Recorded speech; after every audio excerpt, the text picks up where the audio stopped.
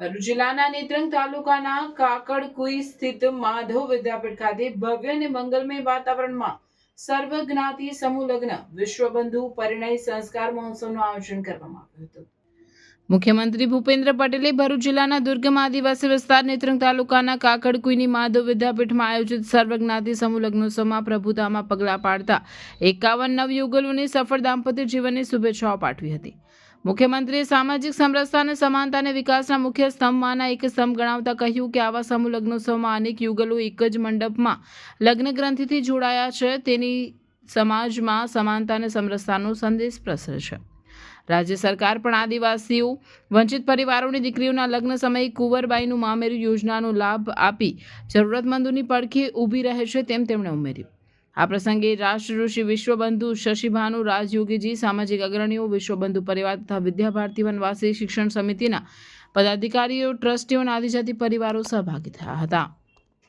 વિશ્વબંધુ પરિવાર અને વિદ્યાભારતી વનવાસી શિક્ષણ સમિતિ દ્વારા સંયુક્ત રીતે આ સેવા કાર્ય સંપન્ન થયું હતું। આ પ્રસંગે ગુજરાત રાજ્યના મુખ્યમંત્રી ભૂપેન્દ્રભાઈ પટેલ ખાસ ઉપસ્થિત રહ્યા હતા। તેઓએ નવ દંપતીઓને આશીર્વાદ પાઠવતા જીવનની નવી શરૂઆત માટે શુભેચ્છાઓ આપી હતી। કાર્યક્રમમાં રાષ્ટ્રઋષિ ગુરુવર વિશ્વબંધુ શ્રી શશિભાનુ રાજયોગીજીના પાવન સાનિધ્યમાં મહોત્સવ સંપન્ન થયો હતો। સંતગણ, અતિથિ વિશેષ અને અન્ય મહાનુભાવોના હસ્તે દીપ પ્રાગટ્યથી મંગલ પ્રારંભ કરવામાં આવ્યો હતો। માધવ વિદ્યાપીઠના પટાંગણમાં આયોજિત આ કાર્યક્રમમાં સામાજિક સમરસતાના દર્શન થયા હતા। મહોત્સવમાં મોટી સંખ્યામાં સંતગણ, રાજકીય અગ્રણીઓ, મહંતો અને સમાજના અગ્રણીઓએ હાજર રહીને નવપરિણીત યુગલોને આશીર્વચન પાઠવ્યા હતા। સ્થાનિકો દ્વારા ભગીરથ કાર્યને બિરદાવવામાં આવ્યું હતું, જે વનવાસી અને ગ્રામ્ય વિસ્તારમાં શિક્ષણની સાથે સામાજિક ઉત્તરદાયિત્વનું પણ ઉત્તમ ઉદાહરણ પૂરું પાડે છે। વડાપ્રધાનશ્રીએ દરેક સમાજના દરેક વર્ગના નાગરિકનું જીવન સુચારુ અને સુખમય બને તે માટે આપણને સૌનો સાથ, સૌનો વિકાસ, સૌનો વિશ્વાસ અને સૌના પ્રયાસનો કાર્ય મંત્ર આપ્યો છે। વિશ્વબંધુ સંસ્થા અને વિદ્યાભારતી વનવાસી શિક્ષણ સમિતિ દ્વારા આદિવાસી વિસ્તારના કાકડકુઈમાં આયોજિત 51 દીકરીઓના ભવ્ય સમૂહ લગ્નોત્સવમાં આ વડાપ્રધાનશ્રીના કાર્ય મંત્રને સાકાર કરતો આજનો અવસર છે।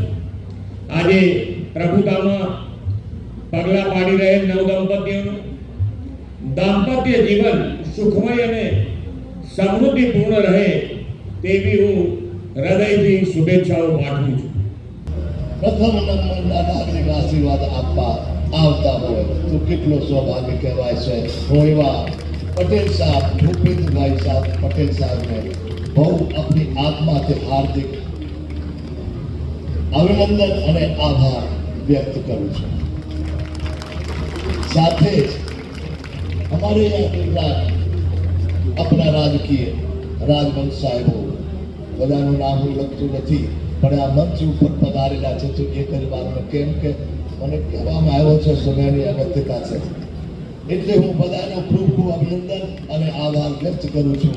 આ મંચ પર આવીને આ છોકરીઓને બધા આશીર્વાદ આપવા પધારે છે, એટલે એમનો ખૂબ ખૂબ आभार व्यक्त करूँ છું।